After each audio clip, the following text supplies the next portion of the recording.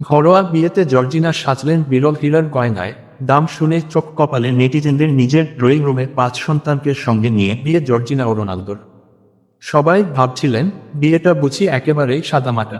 কিন্তু এই ঘরোয়া বিয়েতে জর্জিনা রদ্রিগেজ পরেছেন বিলাসী হীরার গয়না। দাম কত জানেন?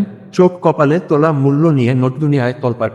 রাজধানীতে নারী যাত্রীদের নিরাপদ ও স্বাচ্ছন্দ্যময় যাতায়াত নিশ্চিত করতে মহিলা বাস সার্ভিস বা পিঙ্ক বাস চালু করেছে বাংলাদেশ সড়ক পরিবহন কর্পোরেশন বিআরটিসি। গোলাপি রঙের বিশেষ এই বাসগুলো চালাবেন নারী চালক এবং কন্ডাক্টরও থাকবেন নারী।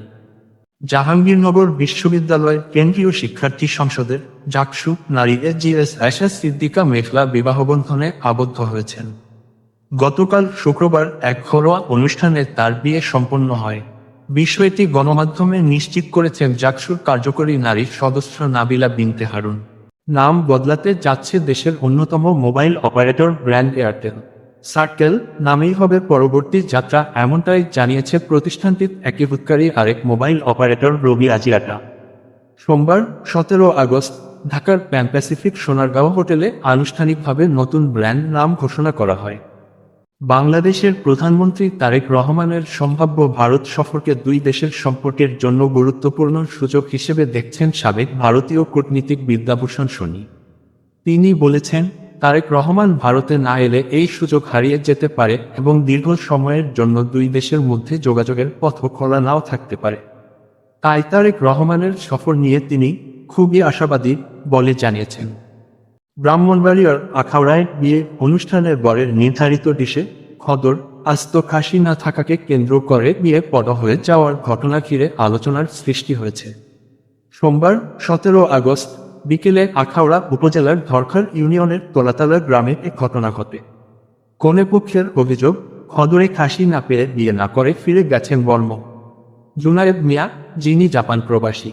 রাজধানীতে নারী যাত্রীদের নিরাপদ ও স্বাচ্ছন্দ্যময় যাতায়াত নিশ্চিত করতে মহিলা বাস সার্ভিস বা পিঙ্ক বাস চালু করেছে বাংলাদেশ সড়ক পরিবহন কর্পোরেশন বিআরটিসি। গোলাপি রঙের বিশেষ এই বাসগুলো চালাবেন নারী চালক এবং কন্ডাক্টরও থাকবেন নারী।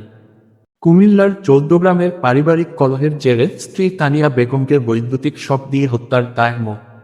আজাদ নামে এক ব্যক্তিকে মৃত্যুদণ্ডাদেশ দিয়েছেন আদালত। প্রবীণ ভারতীয় কূটনীতিক বিদ্যাভূষণ সোনি। ছবি সংগৃহীত।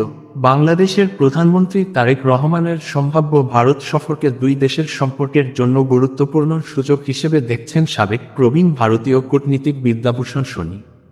তিনি মনে করেন, তারেক রহমান ভারত সফর না করলে এই যোগাযোগের পথ দীর্ঘ সময়ের জন্য রুদ্ধ হয়ে যেতে পারে।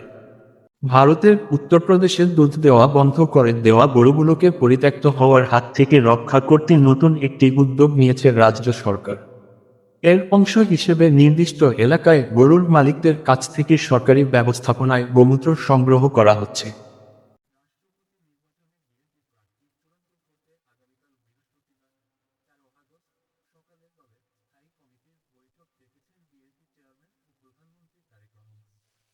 আগামী 20 আগস্ট অনুষ্ঠেয় রাষ্ট্রপতি নির্বাচনকে সামনে রেখে বিএনপি মনোনীত প্রার্থী মির্জা ফখরুল ইসলাম আলমগীর ও 11 দলীয় ঐক্যের মনোনীত প্রার্থী কর্নেল অব. অলি আহমদের মনোনয়নপত্র বৈধ ঘোষণা করেছে নির্বাচন কমিশন ইসি। জ্বালানি সংকট সমাধানে প্রধানমন্ত্রী যে 6 মাসের চ্যালেঞ্জ দিয়েছেন তা গ্রহণ করে নিজেদের পরিকল্পনার কথা তুলে ধরেছেন জাতীয় নাগরিক পার্টির এনসিপি নেতা ও সংসদ সদস্য আসনাত আবদুল্লাহ। জামায়াতে ইসলামীকের বিরোধী দল হয়ে আওয়ামী লীগের সমস্ত বৈশিষ্ট্য অর্জনকারী দল হিসেবে মন্তব্য করেছেন গণ অধিকার পরিষদের উচ্চতর পরিষদ সদস্য রাশেদ খান। গত 24 ঘণ্টায় সারা দেশে হামের উপসর্গ নিয়ে 3 শিশুর মৃত্যু হয়েছে। এই সময়ে হাম ও হামের উপসর্গ নিয়ে আক্রান্ত হয়েছে আরও 1061 শিশু। মঙ্গলবার 18 আগস্ট বিকালে স্বাস্থ্য অধিদপ্তরের হাম বিষয়ক হালনাগাদ প্রতিবেদনে এ তথ্য জানানো হয়।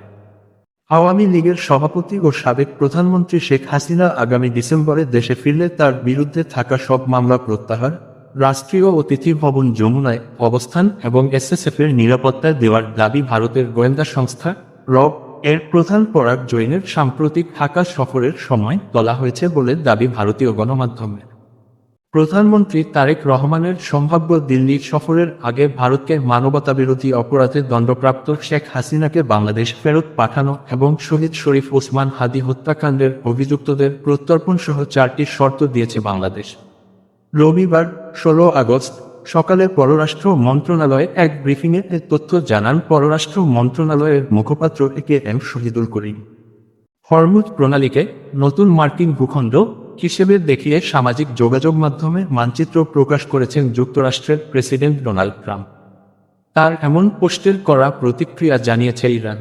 মঙ্গলবার 18 আগস্ট ট্রুথ সোশ্যালে প্রকাশিত ওই মানচিত্রে হরমুজ প্রণালী, ইরানের কিছু অংশ, পারস্য উপসাগর ও ওমান উপসাগর দেখানো হয়েছে। মানচিত্রটির ওপর লেখা ছিল নিউ আস টেরিটরি, অর্থাৎ নতুন মার্কিন ভূখণ্ড।